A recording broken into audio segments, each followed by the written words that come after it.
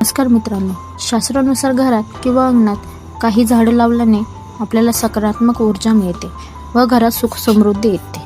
खरं तर झाडं ही फक्त पर्यावरण शुद्ध करत नाही, तर त्यांचा आपल्या जीवनावर खूप मोलाचा वाटा असतो.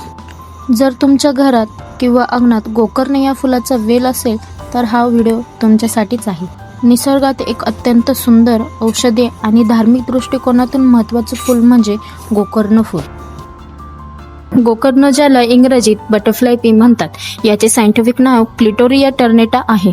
ही वनस्पती फॅबेसी या शिंबी वर्गातील आहे. या फुलाला आपण कृष्णकांता, विष्णुकांता असंही म्हणतात. याला अपराजिता असं सुद्धा म्हणतात. या गोकर्णाला पांढरी व निळी फुले येतात.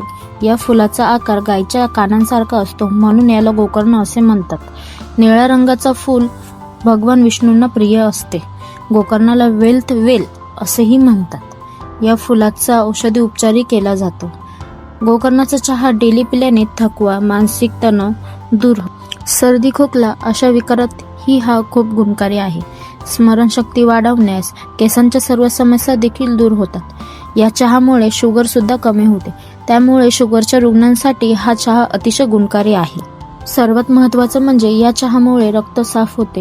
त्यामुळे त्वचेचे विकार, चेहऱ्यावर पिंपल्स येणे कमी होते आणि आपली त्वचा निरोगी राहते. हा चहा बॉडी डिटॉक्स करण्याच्या गुणधर्मामुळे वजन कमी करण्यास मदत करतो. या चहामध्ये कॅन्सरचे जीवाणू देखील कमी करण्याची ताकद आहे. अशी ही निसर्गाने दिलेली देणगी अतिशय महत्त्वाची व गुणकारी आहे. ही माहिती जर तुम्हाला आवडली असेल तर लाईक, शेअर, सबस्क्राईब करा व तुमच्या बागेत गोकर्णाचं एक रोप लावा.